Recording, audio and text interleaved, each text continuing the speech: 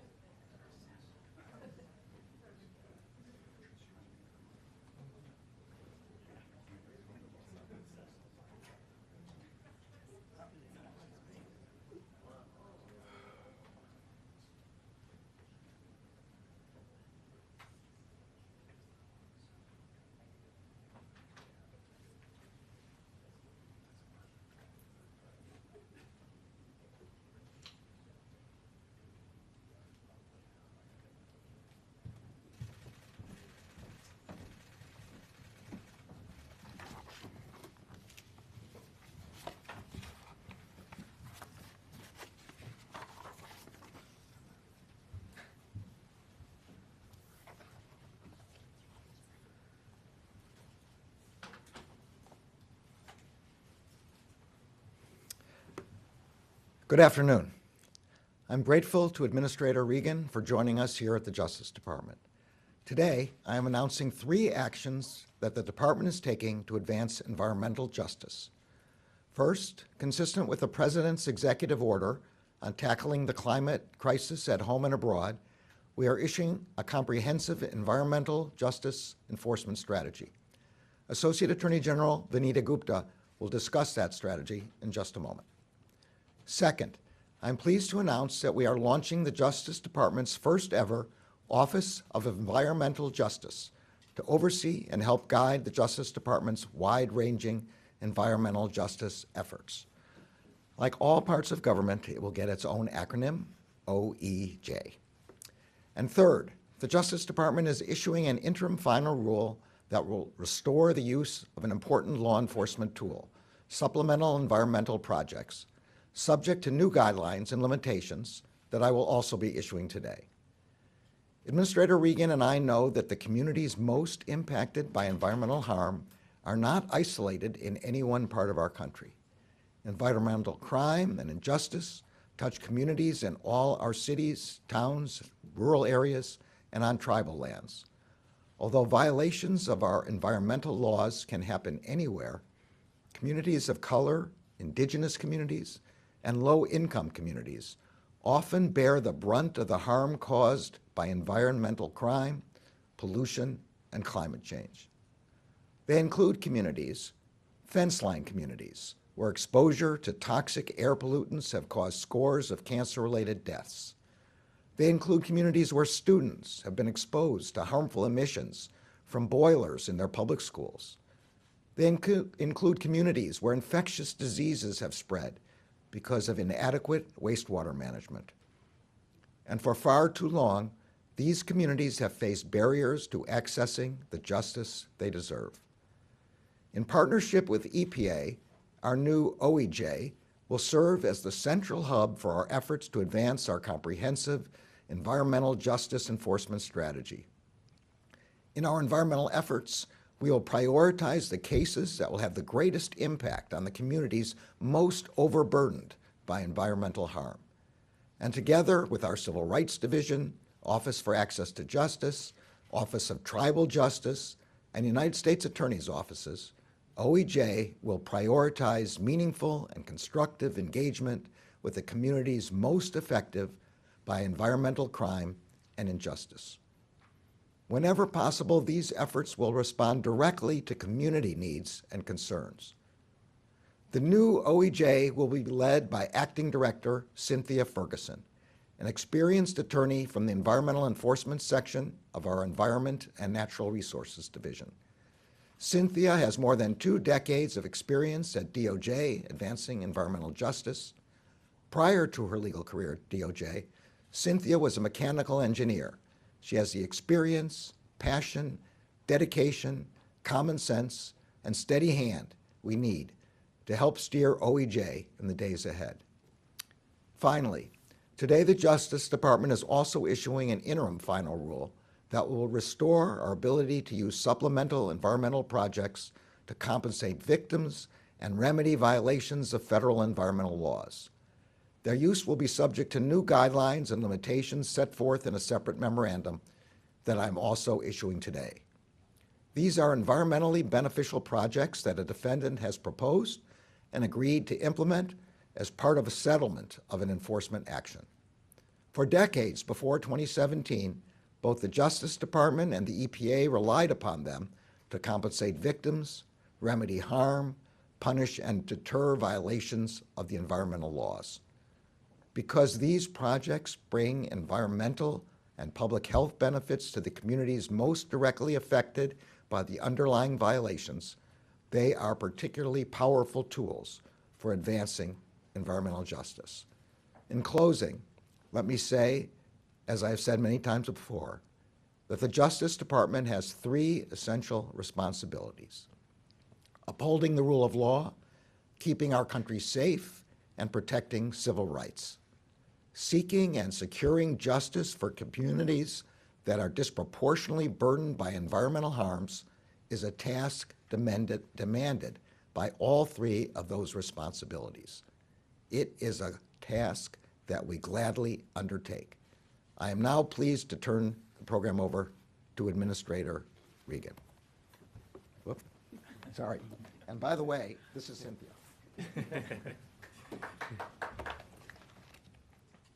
Thank you, Attorney General, for hosting us here at the Department of Justice and for your exemplary leadership. I'm so grateful to have your partnership in this most important mission. Since stepping into my role as EPA Administrator, I've had the privilege to visit communities all across our nation, communities of color and low-income communities especially, that have been hurting for a long time. In November, I traveled through Mississippi, Louisiana, and Texas as part of our Journey to Justice tour, so that I could see up close the injustices folks have been living with for decades. The conditions I saw were deeply troubling. I'm talking about children going to school right next door to chemical plants, generations of family members diagnosed with cancer, likely connected to the pollution in the air they breathe or the water they drink. I've met with too many parents whose children have been poisoned by lead and whose lives have been turned upside down.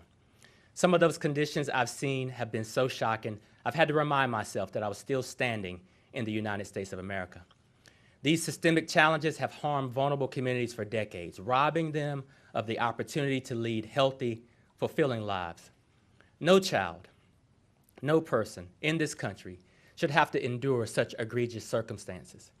That's why during his first week on the job, President Biden issued an executive order charging his cabinet to take a whole-of-government approach to advancing environmental justice so that all of us, from the DOJ to the EPA, work hand in hand to uplift overburdened communities. And that's why this new enforcement strategy is so significant. Communities, particularly those with environmental justice concerns, deserve the assurance that their government will take vigorous enforcement action when polluters flout the law and jeopardize their well-being. The Justice Department is one of EPA's most critical partners in this mission, and I'm thrilled to see the DOJ formally restore supplemental environmental projects. These projects have been an important part of the EPA's enforcement program for more than 30 years. but they were inexplicably revoked during the previous administration. Restoring the use of this powerful tool will advance the enforcement work EPA has been working hard to strengthen since President Biden took office. As part of settlement negotiations, defendants can once again agree to undertake supplemental environmental projects that provide important health benefits for those affected by illegal activities. These projects can range from installing air filtration systems at schools in heavily industrialized areas to abating lead paint hazards in housing. They can help deliver the kinds of health protections that marginalized communities like those I met with on the Journey to Justice tour have been demanding for years. This is such a significant resource that has the potential to change people's lives, especially those who've historically suffered from exposure to multiple sources of pollution. At the end of the day, our responsibility is to make people's lives better, to ensure that all people, regardless of race, zip code, or the money they have in their pockets, are treated with fairness and dignity and respect. This action is also an important part of delivering on that responsibility. So I look forward to working closely with the Attorney General and his team to protect vulnerable communities all across this country and deliver long overdue justice. I'll now turn it over to Associate Attorney General Vanita Gupta. Thank you. Thank you, Administrator Regan. We are grateful that you are able to be here today. The burdens of environmental pollution have long been borne disproportionately by members of minority, tribal, and low-income communities. No American should have to live, work, or send their kids to school in a neighborhood that carries a disproportionate share of environmental hazards. The Justice Department is committed to doing everything we can to address these disparities. That is why, as the Attorney General mentioned, we are issuing a comprehensive strategy on environmental justice to guide the work of all department components. This new strategy will ensure that the department is using every available tool to secure environmental justice for everyone. This means prioritizing enforcement of environmental laws as well as civil rights statutes such as Title VI of the Civil Rights Act of 1964, which prohibits recipients of federal funding from discriminating on the basis of race, color, or national origin. The strategy directs department components to prioritize cases that reduce environmental harm on overburdened and underserved communities, including communities of color, tribal populations, and low-income rural and urban communities. To that end, department components, with the support from the new Office of Environmental Justice, will be tasked with developing protocols to assess the environmental justice impact of their investigations. We also know that securing environmental justice demands the meaningful involvement of affected communities in the decisions that impact them. So the strategy directs the new Office of Environmental Justice to work to build deeper connections with communities that are affected by violations of environmental laws. It also requires all 93 U.S. attorneys across the country to designate an environmental justice coordinator to help identify areas of concern in their communities and to establish procedures for members of the public to report those concerns. To sustain our commitment to environmental justice, the department needs a workforce that is informed about environmental justice issues and concerns. The strategy thus requires the development of environmental justice education programs and training opportunities for department personnel. This comprehensive strategy underscores the department's commitment to ensuring that all Americans have access to clean water to drink, clean air to breathe, and healthy, thriving communities where they can live, work, and raise their families. That is the heart of environmental justice. Thank you.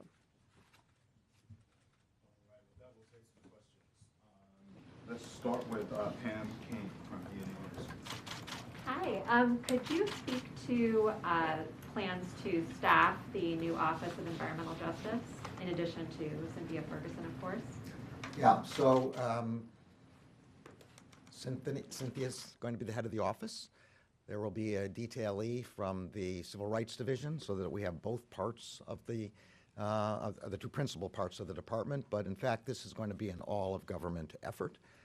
We have in the recent appropriations subcommittee ask for additional money, and there will be obviously additional lawyers from the Environment and Natural Resources Division in the office.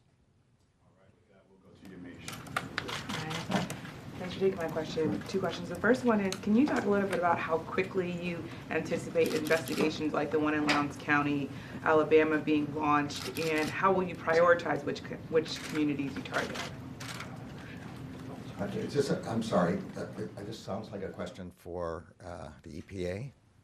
Well, the Department of Justice has launched an investigation. You're talking about the Marshall, the fugitive investigation? No, in Alabama, so the Department of Justice launched its first and only environmental justice investigation in Lowndes County, Alabama, looking at the waste there. And I'm just wondering if you're going to have other investigations like the one in Lowndes County, Alabama, and how you'll figure out how to prioritize communities to look into them, since it's obviously a big task. Sorry, there's another thing going on in Alabama right now. Also in a county that begins with an L, so I'm sorry about that. But yes, so a principal part of the comprehensive strategy notes that we will prioritize based on communities that are most disproportionately affected by environmental violations and environmental crimes. So that's the governing principle for how we're going to prioritize these. Also ask you that there's this leaked opinion leaked draft opinion by the Supreme Court that seems like justices are going to be poised to overturn Roe v. Wade. What do you make of that leaked decision, and also what avenue, if any, might the Department of Justice be looking into to impact women's access to abortion? Okay, so that's a 2-part question. On the first part,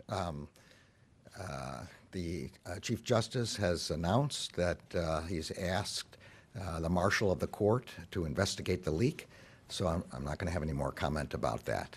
On the second question, the document is not a final decision of the court, and I don't want to talk about the deliberative processes of the court, but what I will say is that the Justice Department has steadfastly been committed to defending the right to abortion. We are amicus in the Dobbs case. The Solicitor General herself argued on behalf of the United States in the Dobbs case. If the law changes, we will address appropriate next steps at that time. But what will not change is our commitment to defending the rights of women and all Americans. Thanks. Just quickly on the investigation, has the department been consulted at all or playing any role in the investigation into the leak of that draft document? And then secondarily, can you just speak to what the department is doing to attempt to locate the fugitive suspect in Alabama, obviously a murder suspect and a correctional official? Now I've got all the questions mixed together. Excellent. Yeah. So again, on the first question, I really can't say anything other than the fact that the Chief Justice has announced that the Marshal of the Court will be doing the investigation. With respect to the fugitive investigation, the United States Marshals are now the lead agency seeking to capture both fugitives.